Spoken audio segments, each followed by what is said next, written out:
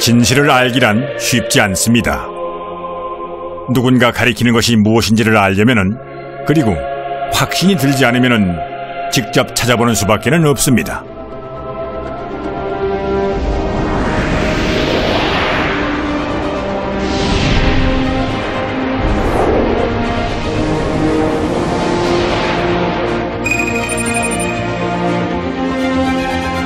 때로는 전 세계를 여행하고, 때로는 시간을 거슬러 올라갑니다.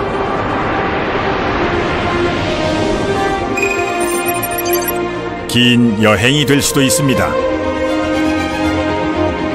뜻밖의 복병이나 인정하고 싶지 않은 진실을 맞닥뜨릴 수도 있습니다.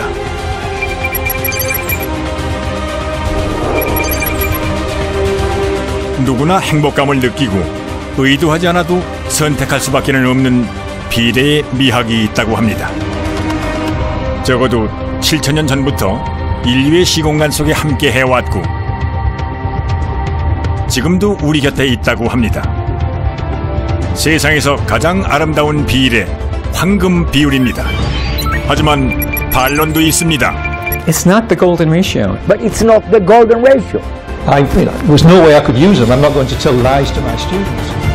세상에 절대적인 것은 없습니다. 관점이 다르고 해석이 다르죠. 아는 만큼 보이기 마련입니다. 자, 그렇다면 여러분은 황금 비율이 뭐라고 생각하십니까?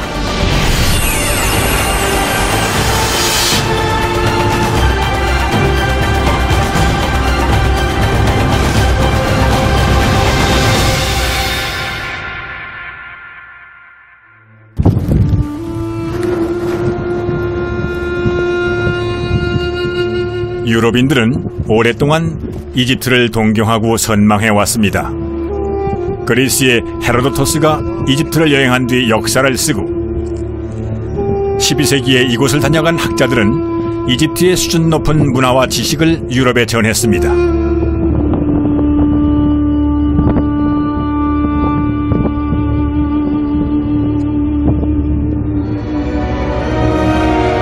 또 유럽의 고고학은 1900년대 이집트 피라미드를 발굴하면서 시작된 거나 다름없죠.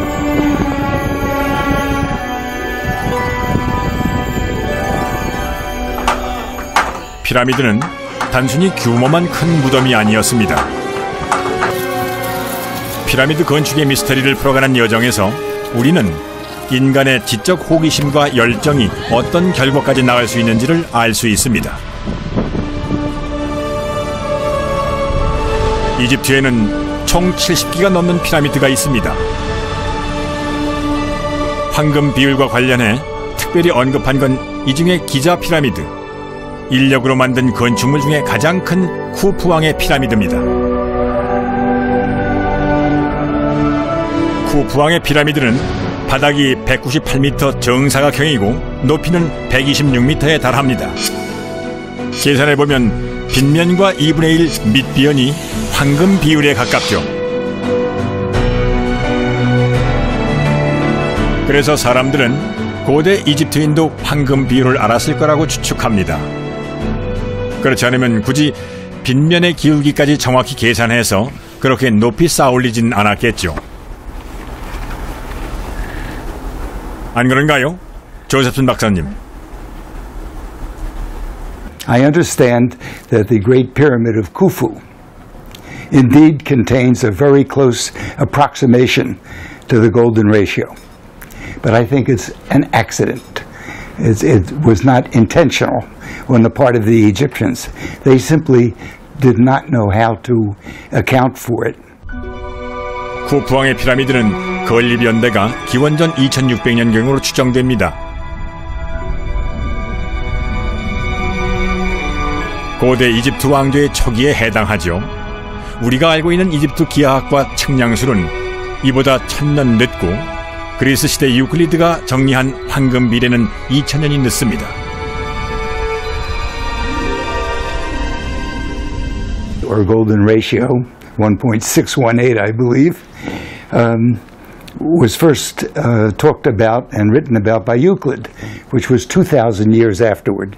The ancient Egyptians did not understand geometry or algebra, not at the time of the pyramids, which was about 2,600 years before Christ. 그리스 수학자 유클리드는 동시대에 전해지고 증명된 수학 지식을 집대성해서 원론이라는 책을 썼습니다. 2차원과 3차원 기하, 그리고 비례를 총 13권에 걸쳐 다뤘는데 그중 비례에 관한 내용이 6권입니다. 유클리드는 바로 이 책에서 처음으로 양끝과 부분의 비례라는 표현으로 황금 비율을 소개합니다. 그렇다면 고대 이집트인의 기록에서는 황금 비율이 어떻게 언급될까요? 1858년 골동품 수집가 헨리 린드는 룩소르의 한 골동품 가게에서 아주 오래된 책 한 권을 발견합니다. 기원전 1650년경 왕의 서기 아메스가 쓴 수학책입니다. 그런데 이 책은 사칙 연산과 분수, 원과 삼각형 넓이 구하기, 피라미드 부피 구하기 같은 문제를 다루면서도 비례나 비율에 대한 이야기는 없습니다. The earliest mathematical papyrus we have from Egypt is 1,000 years after this. And you could not calculate the golden ratio from the kind of mathematics they had there. For example, they could calculate the slope. This is again 1,000 years later. That's called the Rhind papyrus. And it's very, very interesting.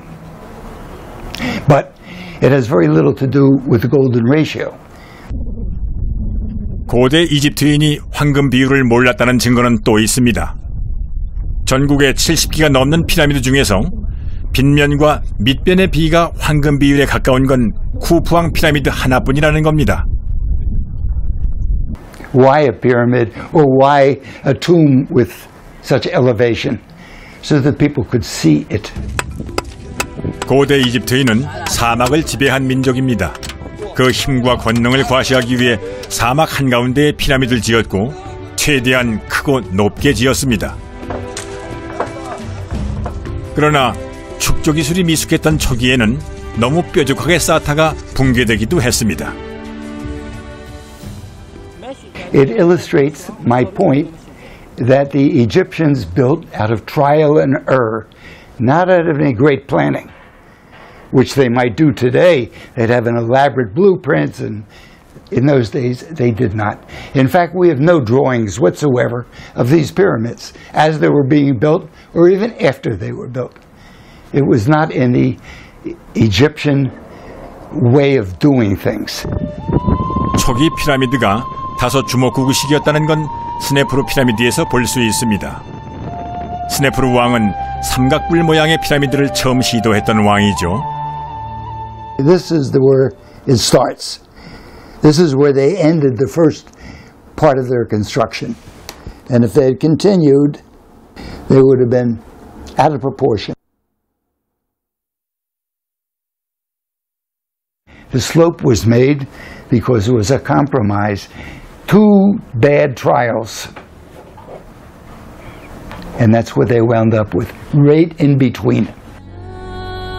황금 비율을 이용했다는 피라미드는 스네프루 왕의 아들 쿠푸 왕의 것입니다. 그러나 쿠푸 왕은 아버지와는 달리 매끈하게 쌓아올리는 것만으로도 벅찼을 겁니다. 그 후로 2000년 동안 나머지 피라미드에도 황금 비율은 적용되지 않았습니다. Now, is that anything to do with the golden ratio? I don't think so. I think it was a matter of them saying, we want this pyramid to be as high as possible and yet be able to do it. And this is what they arrived at. When people talk about the pyramids, they tend to get very lyrical and mystical about its origins, the way it was built, etc. 황금 비율은 생각보다 복잡한 개념입니다. 맨 처음 유클리드는 직선 분할에서 전체의 큰 부분, 그리고 큰 부분과 작은 부분의 비가 같을 때 이상적이라고 했습니다. 직선 길이에 따라 이 비례가 소수점 아래 무리수로 수렴된다는 건 한참 뒤에 밝혀졌죠.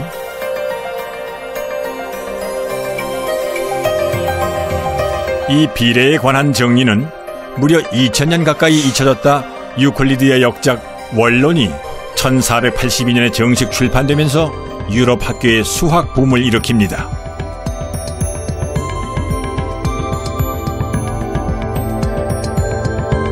그때부터 황금 비율은 다른 분야의 과학과 만나고 때로는 예술과 신비주의 영향을 받으며 수학 그 이상의 가치를 지니게 되죠. 물론 이론 자체를 말하는 게 아닙니다. 평범한 대중의 인식이 그렇다는 겁니다.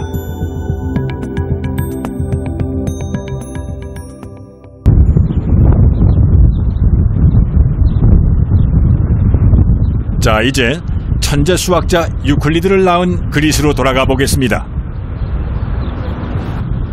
기원전 450년경 아테네의 황금시대를 연 지도자 펠리클레스는 정치와 예술의 중심지 아크로폴리스의 파르테논 신전을 건설합니다.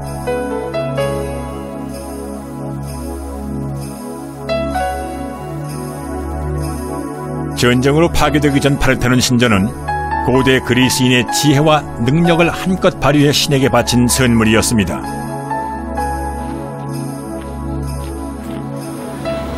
절반 이상 훼손됐지만은 여전히 장엄하고 경이로운 파르테논 신전.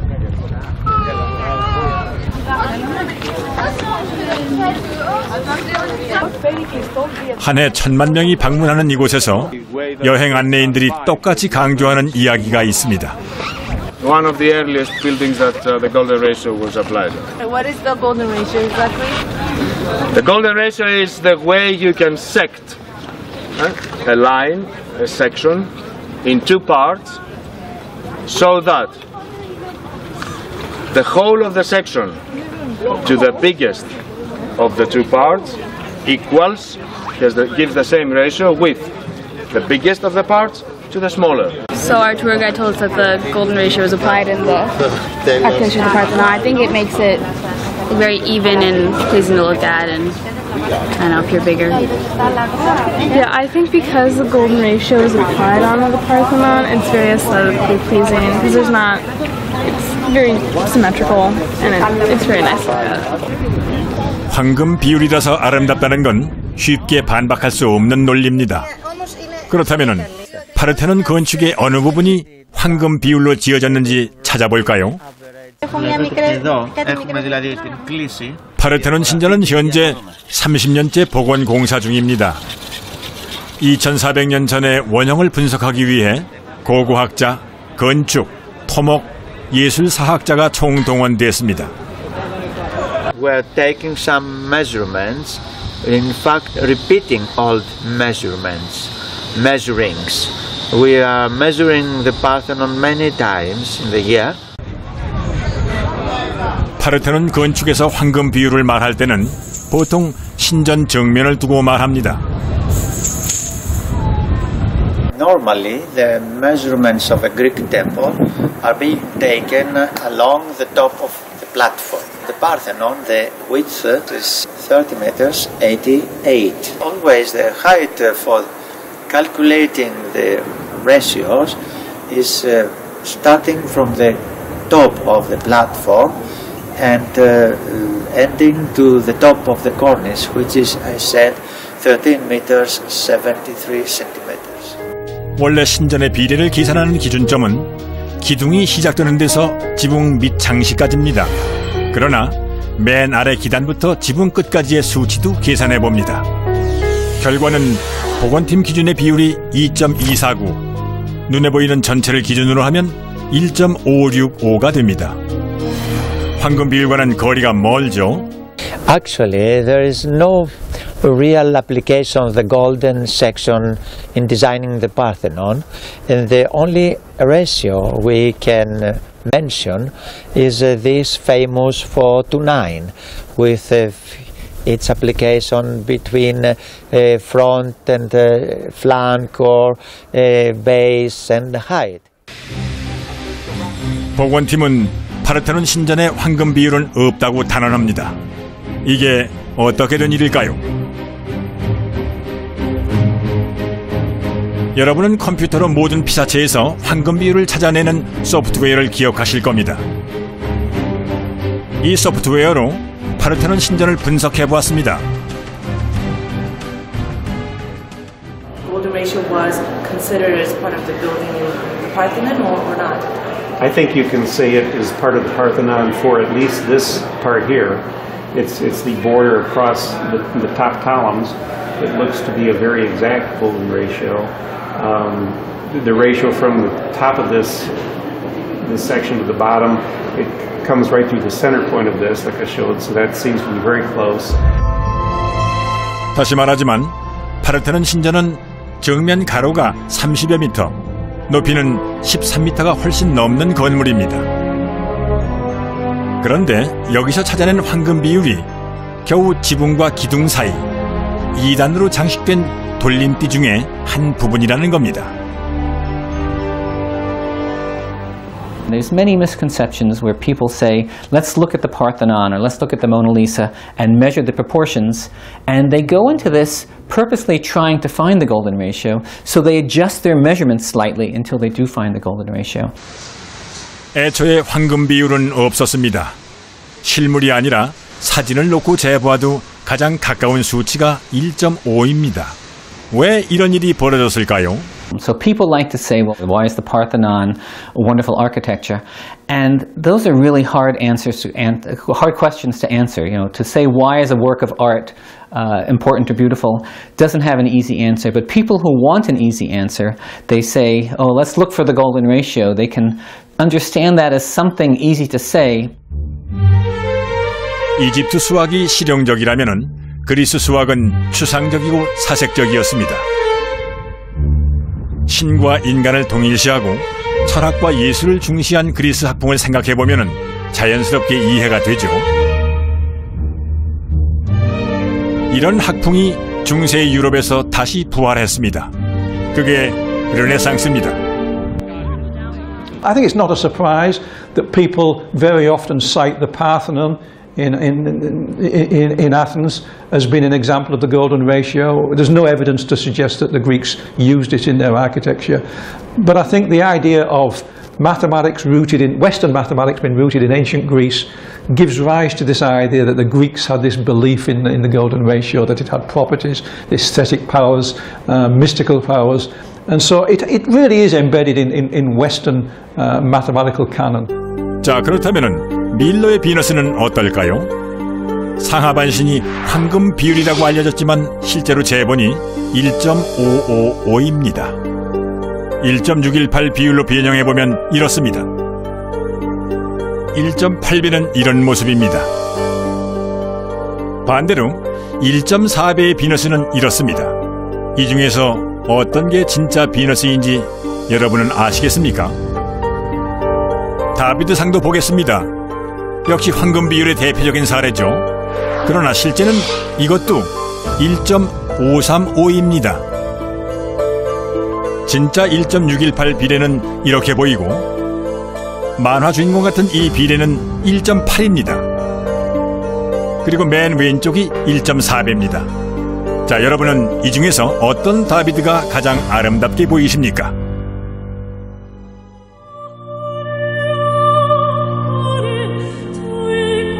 레오나르도 다빈치는 황금 비율을 이야기할 때 가장 많은 작품이 거론되는 화가입니다.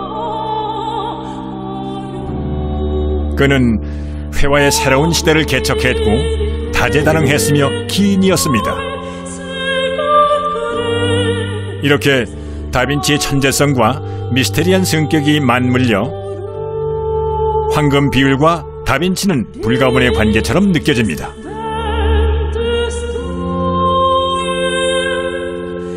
대표작 모나리자를 볼까요? 경계 짓기도 힘든 얼굴과 상반신이 황금 비율로 알려져 있습니다. 여러 인물이 등장하는 최후의 만찬에서는 더욱더 비례를 찾기 힘듭니다. 인체 비례도에서는 기준선이 아예 배꼽과 무릎을 벗어납니다. 1.6 is pretty close to the golden ratio, which is 1.618 and so on. But it's not the golden ratio. The golden ratio is a very, very specific number. I used it with a small TV set that I had in my kitchen, where I measured a few dimensions, and I showed that I can find two dimensions that are almost in golden ratio, but it's just an accident. You know, if you have enough dimensions, a ratio close to 1.6 you will always find. 황금 비율의 성공 공식을 따랐다는 현대인의 물건들은 어떨까요?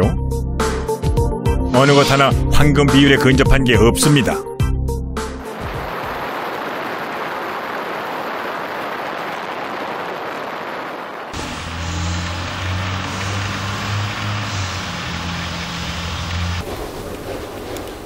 우리에게 알려진 황금 비율 사례는 실측을 생략하고 자의적으로 기준 삼은 게 대부분이고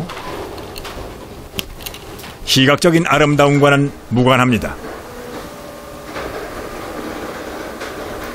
I think this is a beautiful shape. It's made of 30 rhombuses, and it's called the rhombic tricontahedron, which is Greek for 30 faces. It has 30 rhombic faces. And what's interesting is if you do the calculations of what angles you should have here, it turns out that the ratio of the short diagonal to the long diagonal is the golden ratio. So this is a shape that does include the golden ratio in it. I think this is a beautiful shape, but it's beautiful because of the overall structure. It's not beautiful because of the ratios of the diagonal. So that turns out to be the golden ratio. If we did the calculations and it was 1.7 instead, this would still be a beautiful shape. 황금 비율에 끝없는 역사와 신비를 부여하고 그 사례라고 믿었던 것들이 모두 오류로 드러났습니다. 그렇다면은 생물학자들이 자연계에서 발견했다는 황금 비율은 어떻게 된 걸까요? 대표적인 게 살아있는 화석으로 불리는 5억 년 전부터 지금까지 똑같은 모습을 유지해온 앵무조개입니다. One of the myths which drives me crazy because people copy this over and over again without thinking critically, they say that there's a golden ratio in a nautilus shell. If we take the nautilus shell and actually measure it, what we find here is I have 1 centimeter, 3 centimeters, 9 centimeters. So every time we go around, it grows by a factor of 3. It's not the golden ratio. It's not what you find if you draw what's called a Fibonacci spiral, which grows by a ratio of about 7 every time you go around. So there's no connection at all between the golden ratio and the nautilus shell. 유클리드 비례가 직선과 도형에 있다면은 피보나치 수열은 숫자에 있습니다.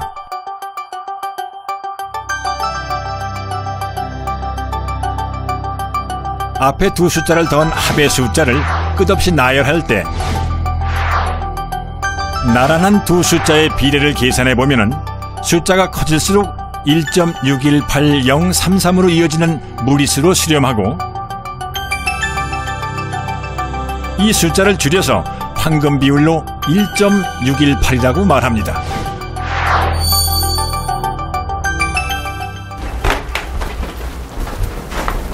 앵무조개에 대해 알려진 것은 조개의 유선형 몸통이 황금 비례로 커져서 황금 나선을 이룬다는 건데요. 하트 박사가 즉석에서 황금 나선형 조개를 만들어 보겠다고 합니다.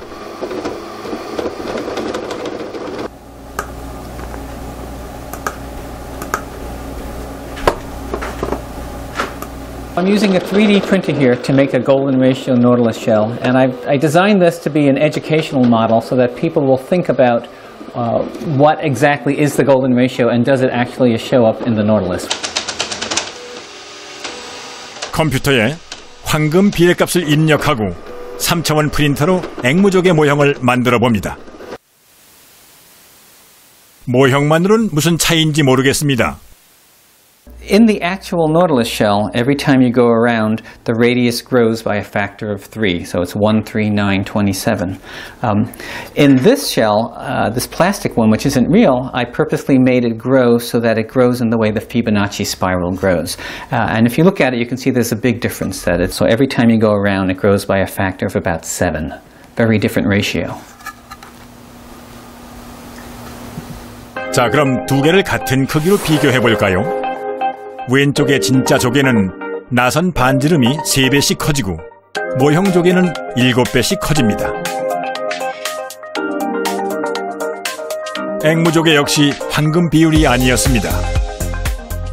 One of the claims that's correct is that the golden ratio can be found in the nautilus shell. And because I believed that, and I'd sort of had a Nautilus shell on my office, and it looked as though it was the golden ratio, and I wrote that. I wrote a book in which that image was on the cover. So for a long time I continued to believe that. But then someone wrote to me and said, I work in sort of biology, I study these things, and it's just not the case. 키스 데블린 교수는 미국 상위 대학에서 학생들을 가르쳐온 수학자입니다. 그런데도 황금 비율 사례가 가짜라는 걸 눈치채지 못했습니다. Why did you not measure it before you started telling the world that it was a competition? It's a matter of time, because that one seemed very believable. Because I knew the golden ratio was connected with growth, and that's all to do with the way that natural selection optimizes for survival. Because of those, everything I knew in science made the one about the Nautilus shell very believable. Any claim about the golden ratio in the living world is inherently plausible. It doesn't have to be true, but I thought that's probably, I just accepted it. It wasn't an important thing, and it was a nice thing to say. 예술이나 디자인, 건축의 황금 비율 사례는 심지어 교과서에 실리기도 합니다. 전 세계가 마찬가지죠. You see lots of claims. There's dozens of companies. 수학자가 속을 정도니 평범한 사람들은 말할 나위가 없을 겁니다. There's a claim that Da Vinci uses it in the art, in various things he's drawn, his Mona Lisa, Vesuvian Man, etc., etc., etc. You find all these sort of claims. It's pumped down, and you draw an arc of a circle. So the moment I knew that these stories were false, and I was one of the people, as a writer and as a broadcaster, who helped to spread the word about them, I felt I had a duty to my discipline and to myself and to my students to say, not just to be quiet, but to actually go very public and say, look, there are these wonderful stories, you love them, I loved them, but they're false. 수학은 탄생부터 신비로움을 가지고 있었습니다. 사람들이 알지 못하는 원리와 규칙이 수학을 통해 밝혀지고 규명됐죠. So what's true with this one? I had $1 million building I built. 예술을 이루는 요소 중에 수학적 질서라는 건 분명히 있습니다. 그러나 걸작으로 꼽히는 예술 작품들이 유독 황금 비율을 가진다는 걸 누군가는 의심해 볼 만했습니다.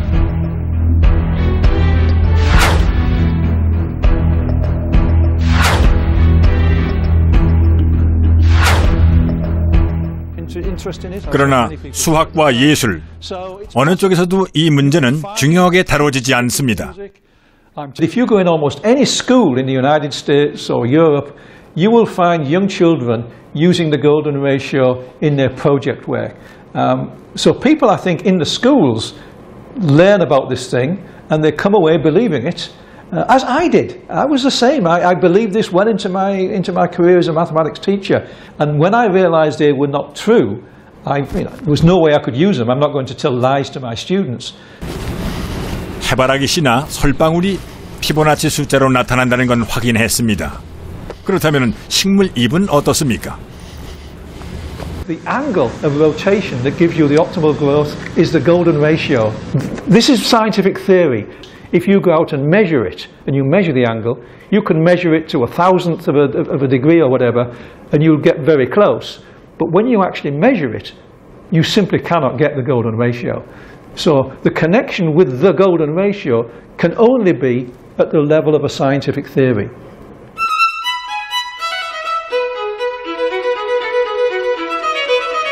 맞습니다. 수학은 이론입니다. 숫자라는 기호를 써서 만든 가상세계였고 질문하면 공식에 따라 답을 내놓는 일종의 약속이죠. 예술 역시 상상과 추상을 눈에 보이게 옮겨놓지만은 수학처럼 하나의 질문에 하나의 답만 가지고 있는 것은 아닙니다. 이제 얼굴의 아름다움을 수학으로 계산할 수 있다고 믿는 성형외과 의사 스티븐 마크포트를 만나볼 차례입니다. 마크포트 박사는 황금 비율 마스크를 만들었죠.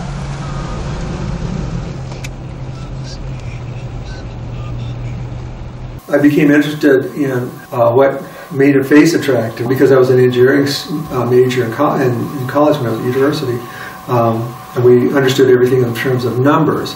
And so I wondered if there was a face that was most beautiful and if it could be quantified in numbers. 막 포트 박사는 누구나 아름답다고 생각하는 얼굴을 수학적으로 분석하고 통계를 낸 결과 얼굴의 황금 비율이 많을수록 더 아름답다고 합니다.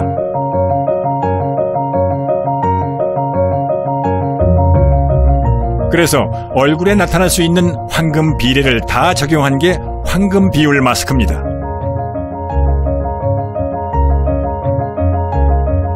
The closer a face looked to this mask, apparently, the more we're attracted to it. All the information and the research shows that over and over again. 여러분은 어떻습니까? 이 여성들이 아름답게 보이는 이유가 황금 비율 때문이라고 생각하십니까? So I truly don't believe that there is a formula based on the golden ratio that would give you a most beautiful face. There are many things that we might call beautiful, and sure, you can try to design a formula for this, but I don't think that that means that that's the only way to do that. I think that there is many lines of research that show, for example, that we like a certain symmetry in the face. The mask is symmetric, and people always say beautiful is symmetry. Well, it is and it isn't. The mask is symmetric because it's mathematically perfect, but just because your face is symmetric doesn't mean you're beautiful. You can take an ugly face and make it symmetric, and it's still ugly. It's just symmetric and ugly. Okay, and some beautiful faces are not perfectly symmetric, but they can be beautiful. So that's the difference. It has to. The closer it matches this, the more beautiful it is. 하지만 우리는 민족에 따라 또는 문화에 따라 미인을 평가하는 기준이 다르다는 걸 알고 있습니다. 인종마다 얼굴과 체격 차이도 크죠. 그래도 황금 비율 법칙이 통할까요? People talk about, the ratio of your height to the height of your navel as being equal to the golden ratio. Now, which people are we talking about? Korean people, Swedish people, or what? And so on. You can measure this in many people. You will find a number. It will be somewhere, between 1.5 and 1.7, 1.8, something like this. The golden ratio is in that range, but it's not equal to the golden ratio. The golden ratio is one number, 1.618. Even if you find 1.6, that's not the golden ratio.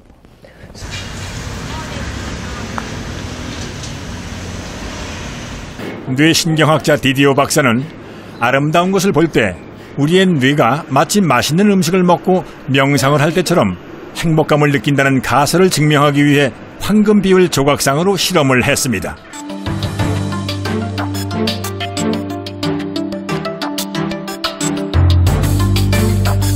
그러나 여러분도 알다시피 이 조각상들은 황금 비율이 아닙니다.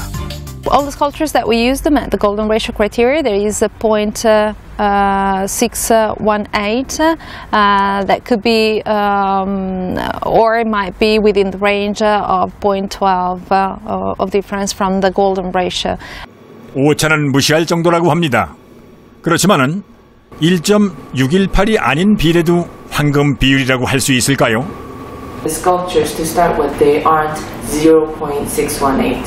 So there are people who argue that 0.618 only is the golden ratio, whereas the sculptures that you began with range between... That I cannot enter. I don't know, that discussion. It's too deep for me. I mean, I don't know.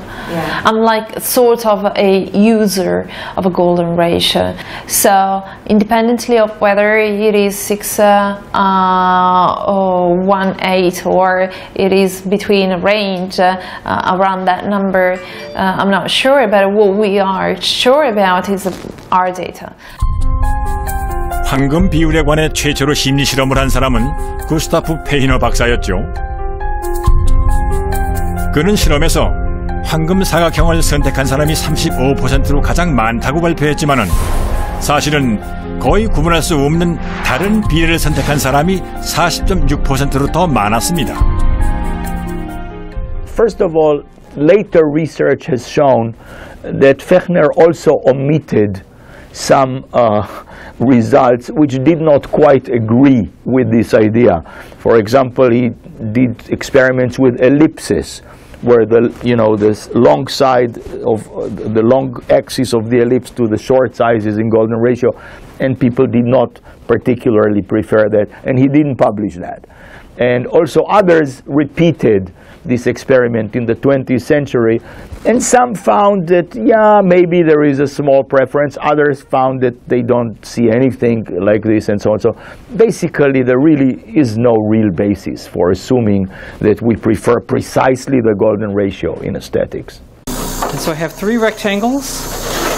One of them is the golden ratio, but I don't think it's any more beautiful than the other rectangles. I think it's just another rectangle. It's natural to try and apply mathematics to different problems. Mathematics has been wonderful at solving problems in the sciences, but it turns out that mathematics does not solve the question of beauty. 무조건적인 황금 비율 믿음은 집착을 낳습니다. With our eyes, we cannot tell the difference between 1.6 ratio or 1.618 and so on. We cannot tell that. So even if we happen to like a rectangle that is not too square or not too squished like this, it doesn't mean that it's the golden ratio. We may like something that's, maybe close to 1.5 or 1.6 or something like this. That's not the golden ratio. The golden ratio is a very precise number. You better. 미국의 한 의류업체에서는 황금 비율로 디자인한 청바지를 개발했습니다. 말하자면 황금 비율 청바지라는 거죠. 자, 과연 어떤 부분이 황금 비율인지 찾아보시기 바랍니다. Pretty woman walking down the street, pretty woman, the kind I like to meet, pretty woman. I don't believe you, you're not the truth. No one could look as good as you. Mercy. Pretty woman, won't you pardon me, pretty woman? I couldn't help but see, pretty woman. It was also great in how it brought people in and the response, and that actually what we were doing was working. We had a great fit. 사실 옷을 입은 상태에서는 황금 비율이 잘 보이지 않을 수도 있습니다. 그래도 디자이너는 특별한 디자인 때문에 반응이 좋았다는군요. 과연 바지 어느 부분에 황금 비율을 숨겨놓았을까요? Every process is important, designing, and particularly for the proportion of blue, just starting with our pocket proportions, what we wanted those to be like and where it would be, or placing them in the perfect proportion so that it accentuates the body. 디자이너가 의도적으로 황금 비율을 적용했다는데 호기심이 발동합니다. 과연 사무실에는 황금 비율을 소개한 서적도 놓여 있었습니다. 평면이나 사각형도 아닌 의류에 황금 비율을 적용하는 건 쉽지 않을 것 같습니다. 자, 어떻게 가능했는지, 무슨 의미인지 다시 한번 물어보았습니다. Most people wrote about it and said it's amazing and it works. We had articles that people said, we write an article and the title of the article was Denim That's Smarter Than You. 만든 사람이 의도하고 디자인해도 입거나 보는 사람은 못 느낄 수도 있습니다. 그래서 아예 청바지 도면 위에 황금 비율을 표시해달라고 부탁했습니다. And it may not be exact because these are development. And then 갑자기 당황하고 말문이 막힙니다. So it's not perfectly matching, but ultimately that would be what it would be. This would be 1, and this would be 1, 2, more ideally 1 to 1.7. 1.7. Isn't it 1.618? Yeah, but I would do 1.7 on it. Oh, okay. 디자이너는 황금비가 얼마인지도 모르는군요. 결국 황금 비율 청바지도 거짓말입니다. 이렇게 상업주의로 본 황금 비율은 그저 요란한 광고나 포장지 같은 건지도 모르겠습니다. To some people, of course, it's a marketing tool. Yes, I was told stories about somebody who bakes bread and uses quantities that are, in golden ratio. Now, that is a marketing tool. I don't think that bread necessarily tastes much different than any other kind of bread. But, you say, look, I bake my bread based on the golden ratio. It becomes some sort of a marketing tool. 요즘은 배우나 탤런트가 아니라도 그리스 조각처럼 근육을 발달시키고 몸을 단련하는 젊은이들이 많습니다. 확실히 배가 너무 나오거나 지나친 다이어트로 마른 모습보다는 적당히 근육 붙은 몸이 보기 좋습니다.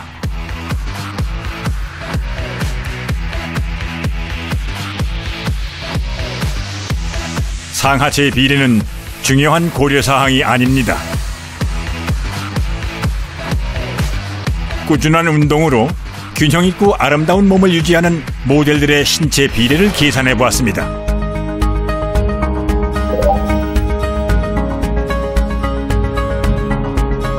두 사람 모두 보기 좋은 몸매지만은 황금 비율과는 거리가 멉니다.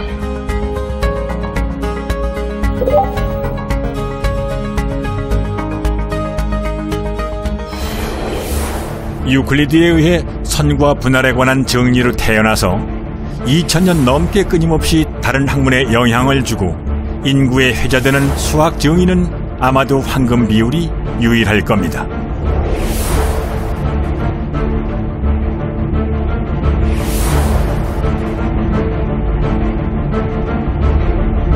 그러나 현대에 들어서는 연구보다 유행이 앞선 느낌입니다. The real name of this ratio that Euclid gave it in Elements is extreme and mean ratio. I guarantee if somebody hadn't come along and given it the name divine proportion or later the golden ratio, nobody would have worried about it. You cannot imagine, I can't imagine an artist saying, I just made this painting and it's based on the extreme and mean ratio. The real pity is that people invent all of these false stories about the golden ratio. 7000년 전에 청동기 유물에서 황금 비율을 찾았다는 바르나 유적을 다시 가보겠습니다. 그리스 시대나 이집트 시대에도 황금 비율은 없었습니다. 오해거나 거짓말이거나 무책임한 소문이었습니다. 이제 막 농경기에 접어들었던 7000년 전의 고대인이라면 신빙성은 더욱 떨어집니다. 그러나 쉽게 단정할 수도 없습니다. 1900년대에 피라미드를 발굴하기 전에는 이집트 문명이 그토록 발달한 줄은 몰랐으니 말입니다. 불가리아 학자들도 의견이 분분합니다. 마치 상형문자처럼 그들만의 기호로 황금 비율을 드러냈다는 주장과 그저 장식품이라는 견해가 팽팽합니다. Well, they are too light to produce the wearing effect. On the other hand, if they were worn on the mantle and somebody just kneels or just bends his body, they would be crushed. No, they won't because there are not only 2 holes, but you can see there are the smaller has only 2 holes. Yeah, this one has a small because it's at that size. There was no time for thinking about mathematics. This is what I believe. I believe in mathematics, however. You can believe it. 바르나인들이 세계 어느 지역보다 빨리 금 가공을 시작했다는 건 분명합니다. 더구나 그들이 어떤 의미로든 수학을 알고 있었다면 인류 역사를 다시 써야 할지도 모릅니다. 판도라의 상자가 열리는 거죠.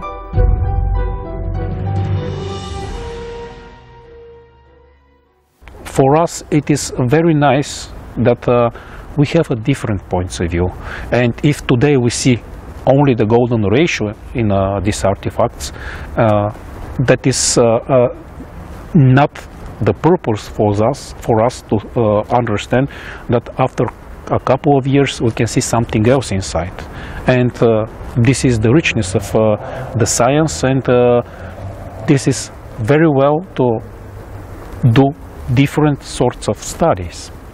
I've looked carefully at when the golden ratio applies and when it doesn't apply.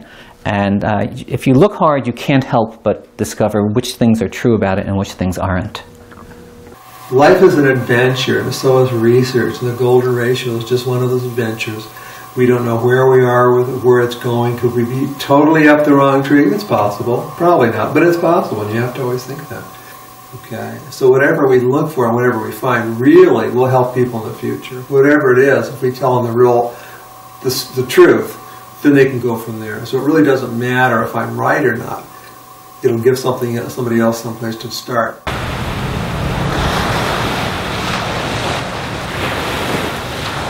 인류는 황금 비율과 함께 긴 여행을 하고 있습니다.